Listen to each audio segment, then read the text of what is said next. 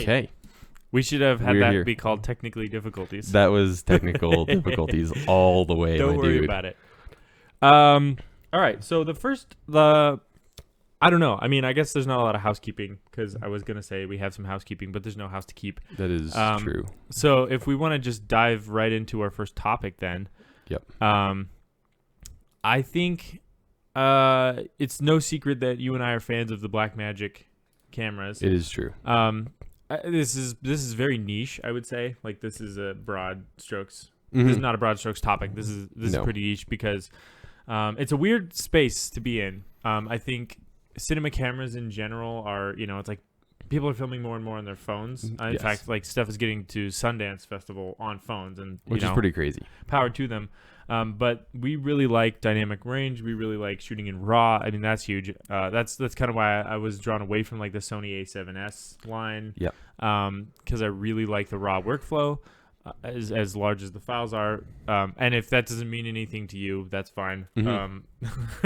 Basically, it's just an uncompressed file format that lets you change way more about the file later than you ever could. It's if you've heard of shooting RAW on photos, it's the same deal. It's just with video. You can adjust your white balance and your exposure a lot easier. Your later. ISO, which is unbelievable. Yeah. You can cover a lot of crime.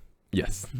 You can A lot of you whoops that looks terrible without getting anybody back to reshoot. As Adam Savage says, you can hide the crimes a little bit easier. Basically, anything that involves the lens you can't fix in post, but anything that doesn't, you can. Yep.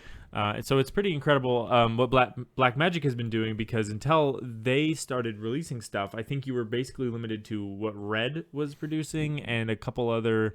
I mean, ARRI Alexas have been around for a while too, They have. and that type of thing. But Their price point is so much higher. it's kind of a rental situation for even like full feature films, Yeah. and consumer forget about it, because like it wasn't even worth renting because they No. were so expensive.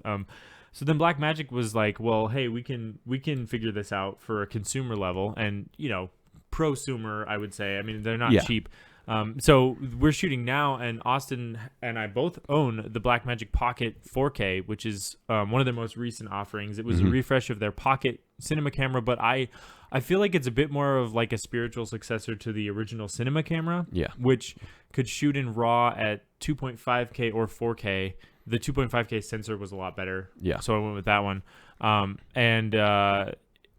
And it had like interchangeable lenses, and it was like a full-fledged cinema camera. But this one is reasonably close to the same size. It's quite a bit bigger than the original Pocket. It is. But it had a micro four thirds mount, and a Super 16 sensor, or actually a micro four thirds sensor, not even Super 16. So it reduced the crop factor a lot, which was a problem. You put a 10 millimeter lens on it, and it would shoot it.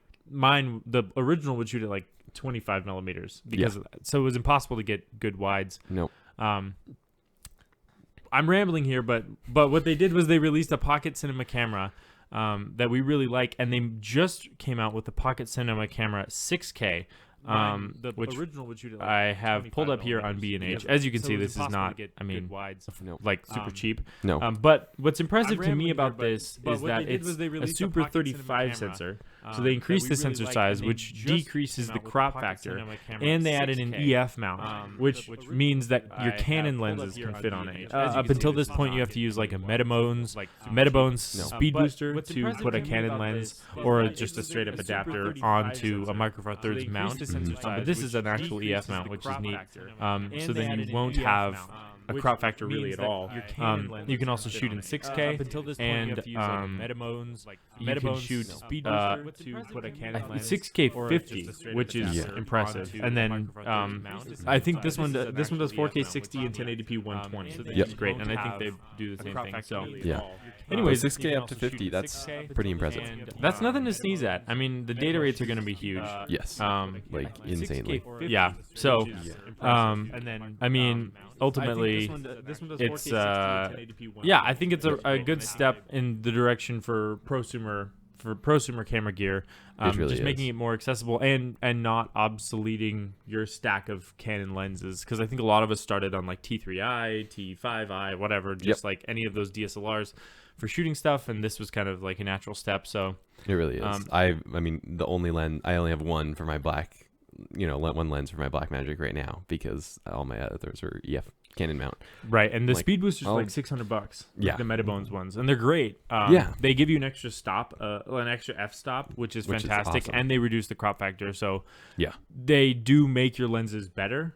They're also adding more glass. Yeah. So if you buy the cheap ones like I have off of eBay, the Viltralox or whatever, those will actually make your picture a little bit worse. But regardless, neat product.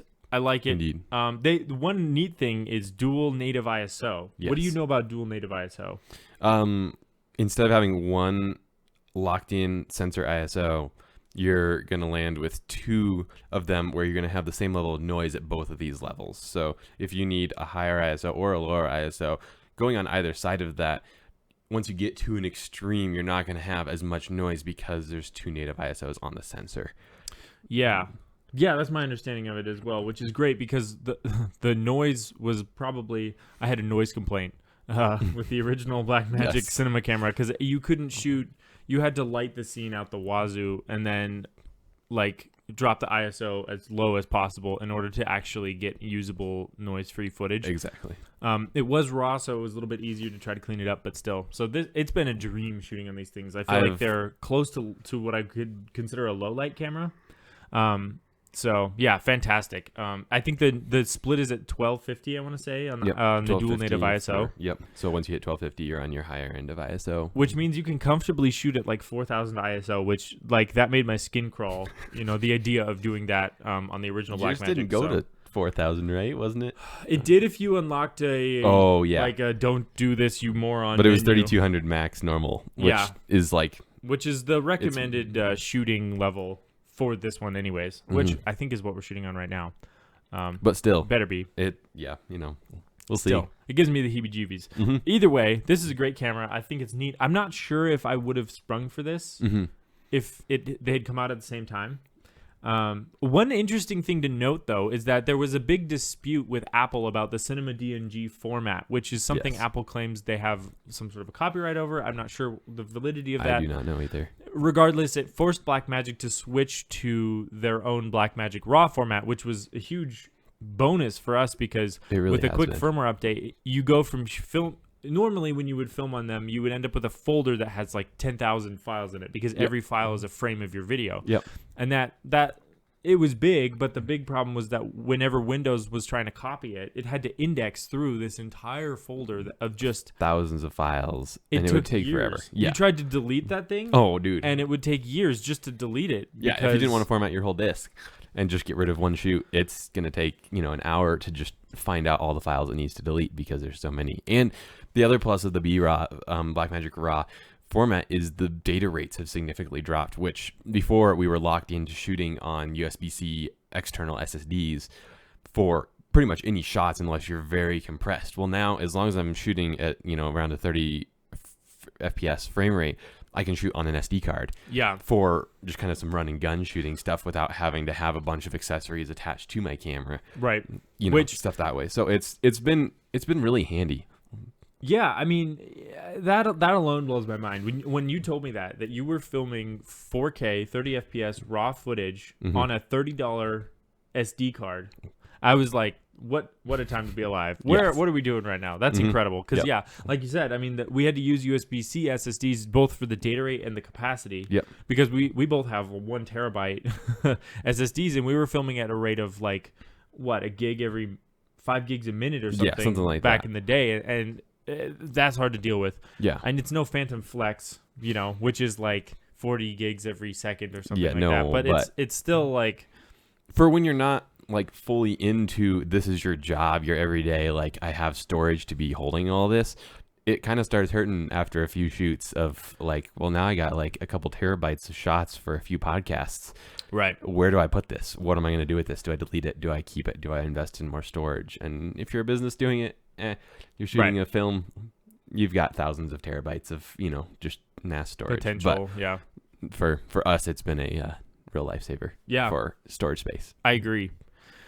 So yeah, we've talked a lot about Blackmagic for an audience who probably doesn't know much about them. That's valid. That's all good. Our next topic that I wanted to talk about is a little bit more mass appeal. That's true. And that would be the new Google Pixel lineup. Or storage. As you may know, I used to be a Google Pixel stan, as they say.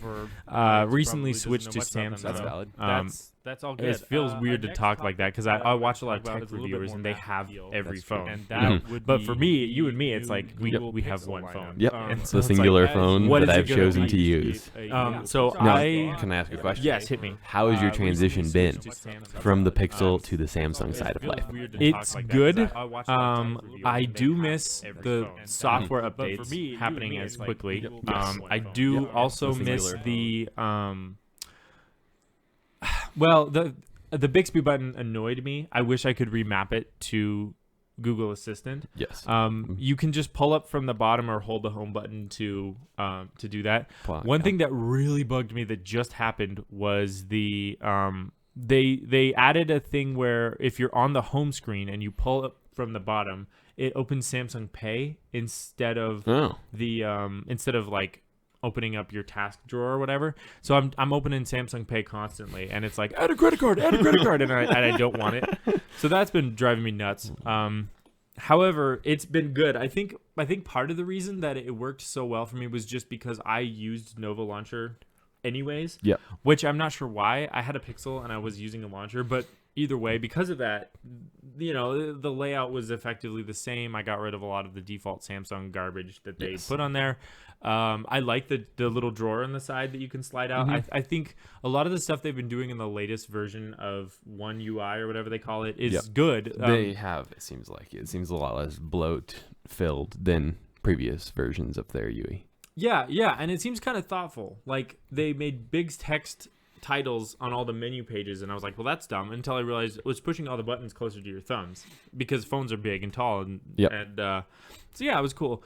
It's been a good transition. I like having a headphone jack. That was one of the reasons I bailed. And I like having reverse wireless charging because I have the Pixel Buds, and I can charge the case with my phone. And if I forget to bring a wireless charger and I want to charge the Pixel Buds, I can plug my phone in with USB-C, turn on reverse wireless charging, and now it's a mat that I can just put the buds on. Which is pretty awesome. It's pretty slick. Yeah, it's been a good experience, I think. I don't use the headphone jack as much as I thought I would, but there's been a couple times where it's like I had it and I was happy about it, and I knew I would have been sad. And so Pixel 4, I mean, yeah, I mean, looking back at this thing, looking forward at this thing, I mean, it's something that neither of us have. I don't use the it's interesting. It starts at 64 gigs for like an $800 phone, which I think is really small.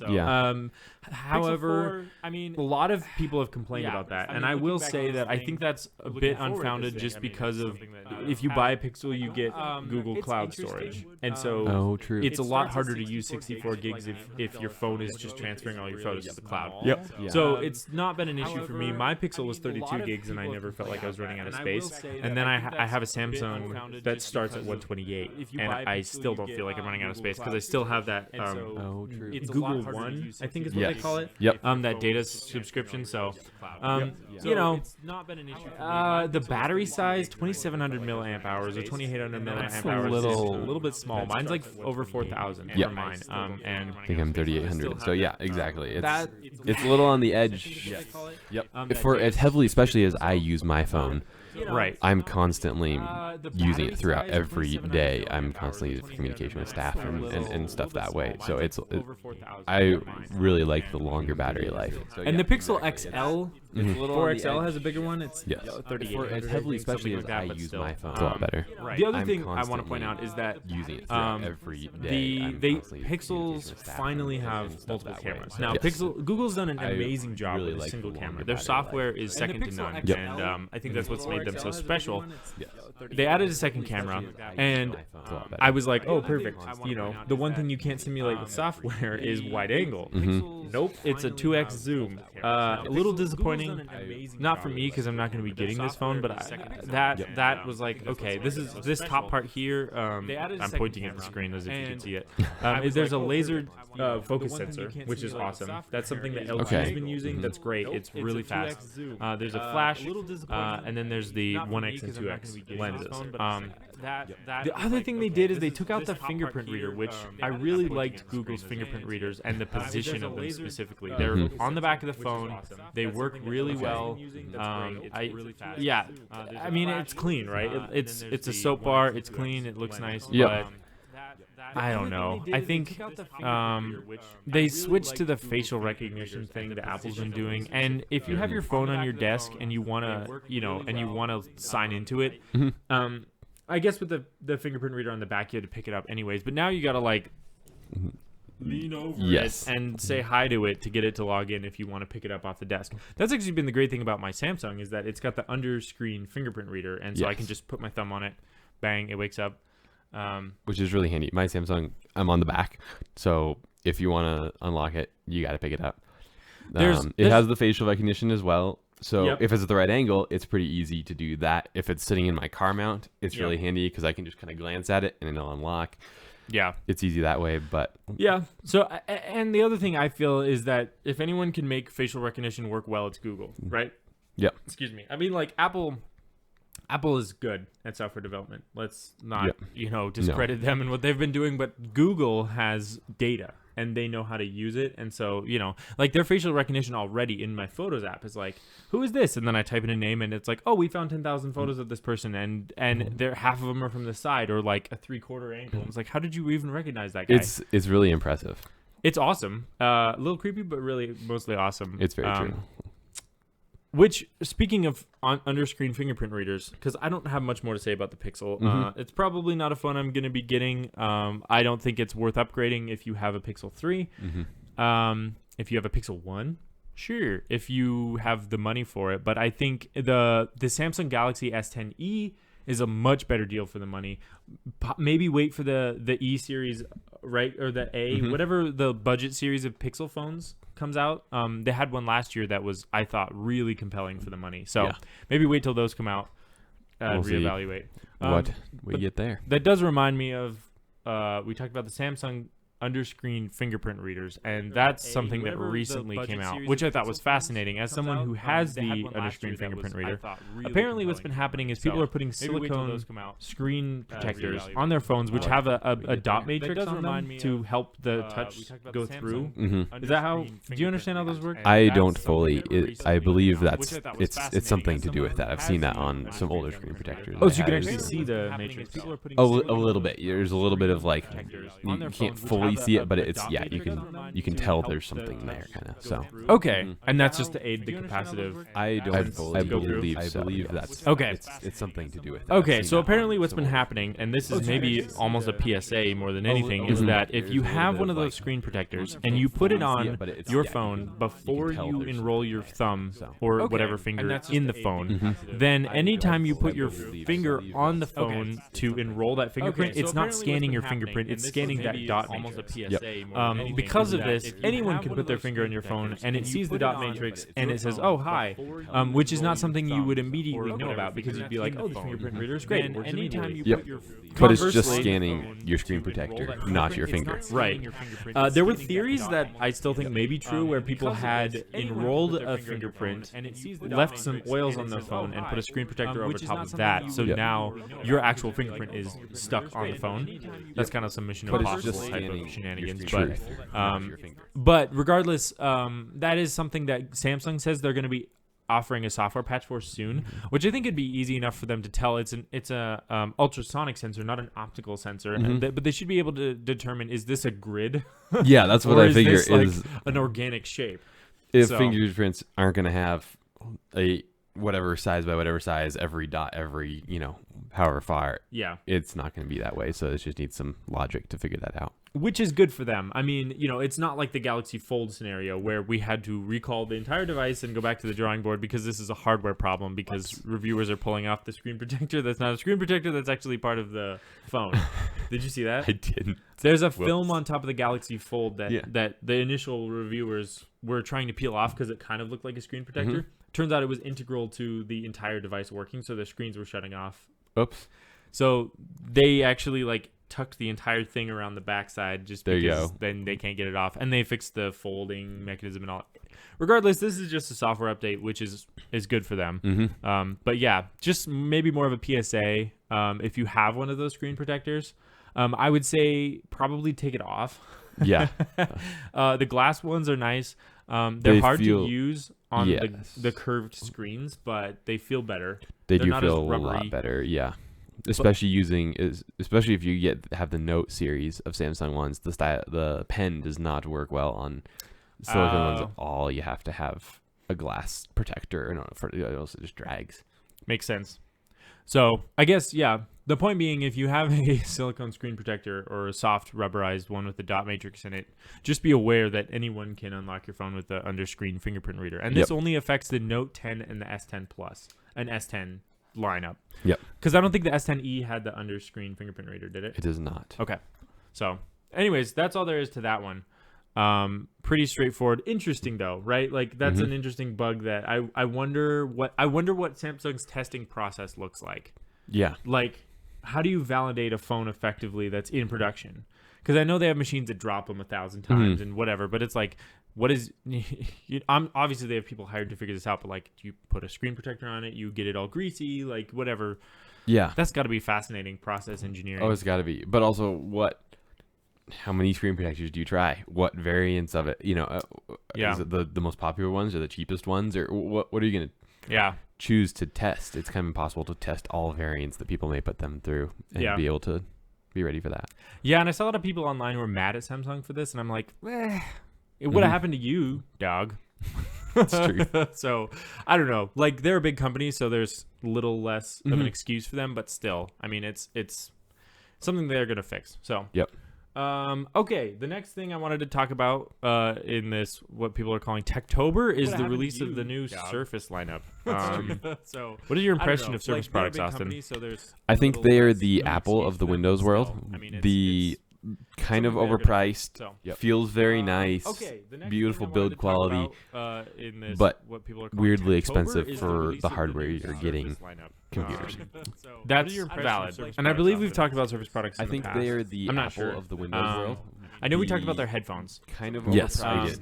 Feels and I would agree. As someone who owns a Surface Book, I can tell you that is accurate. For the hardware I was considering getting the Surface Laptop 3 because they're doing something interesting where they are adding Ryzen processors with Vega 11 chipsets to the 15-inch model, which they previously had. They offered a 15-inch version of the Surface Book 2, but that machine is very expensive, and I find myself never removing the screen. It has a removable screen in base, which is neat, but I never remove the screen. Also, it comes in black. I'm a big fan of matte black stuff.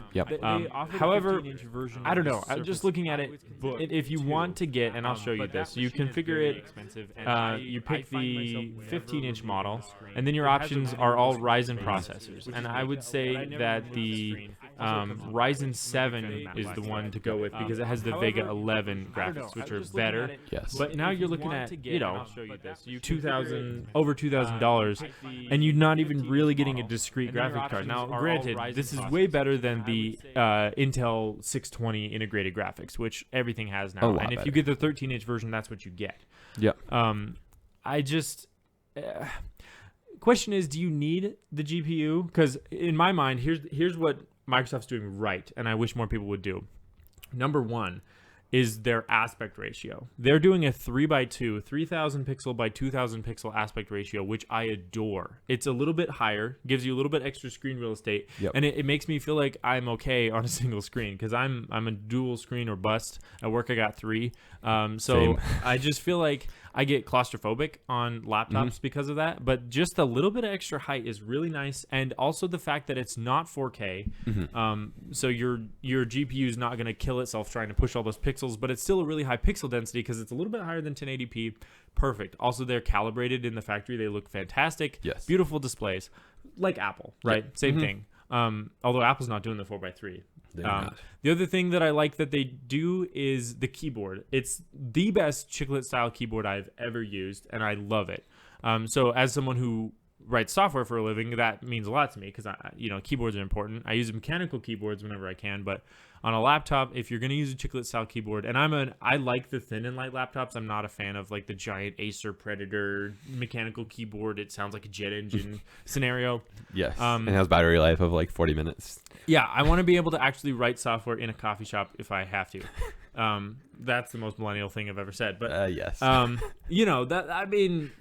Like I was writing software in a moving van driving to New York because that's where I was for the day. Yep. And it was great having that keyboard. What was not great was I have one of the older series of i5 processors, which are dual core hyper-threaded, unlike what you would expect from a desktop i5, which is usually quad core, non-hyper-threaded. Correct. However, due to the Spectre and Meltdown Intel bugs, they had to nerf the hyper-threading by quite a bit. So it's basically just a dual core with no power. To the point where slowed it down a lot. It slowed down so badly that it was bottlenecking the MX150, which is a laughable GPU at best. And it wasn't even a regular MX150. It was a special one they built for Microsoft that was even less powerful. It was bottlenecking that so bad that you could actually render stuff faster without the GPU. It's gotten very slow. So that's kind of steered me away from anything that doesn't have a dedicated GPU that's more powerful than an MX series laptop. And the only thing you can get right now is a 26 or a 1060 in the Surface Book 2 for like $3,000. Yeah. I don't know. Which at that price point, there's a lot of other laptops that get you more power for less price, or at least equivalent power for a lot less price. Yeah. And so that kind of leads me into my whole thoughts on the laptop space in general. Like, me personally, when I'm looking for a laptop, I'm looking for three things. I'm looking for enough power to get by. Like, I don't need it to be able to play the most intense AAA titles at maximum frame rates. Yeah. Well on battery life. Yeah. I'm looking for reasonable battery life. And I'm looking for something that I can bring into a conference room with a client and them not be like, what is that?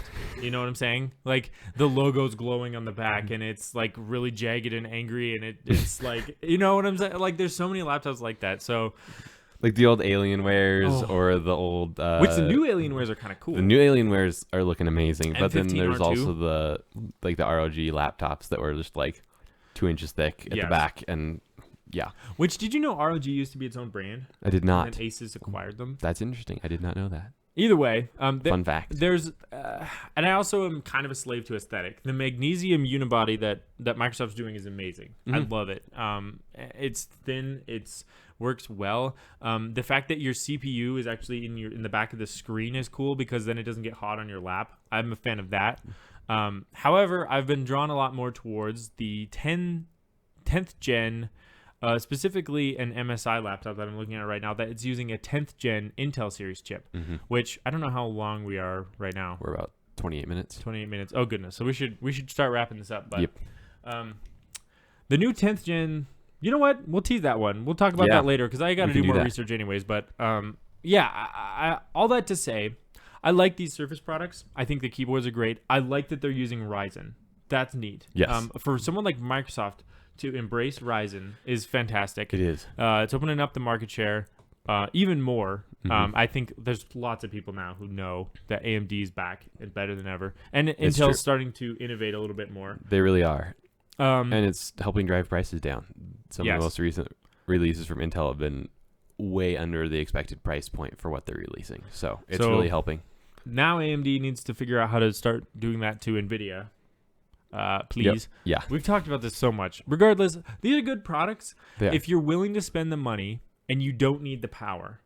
The screens are great. The docks are fantastic. Yes. They have a magnetic connector that you can plug in that will charge it, and you can hook up multiple monitors. You can hook up as many USB devices, Ethernet, audio, you name it. It's fantastic. It's a great experience.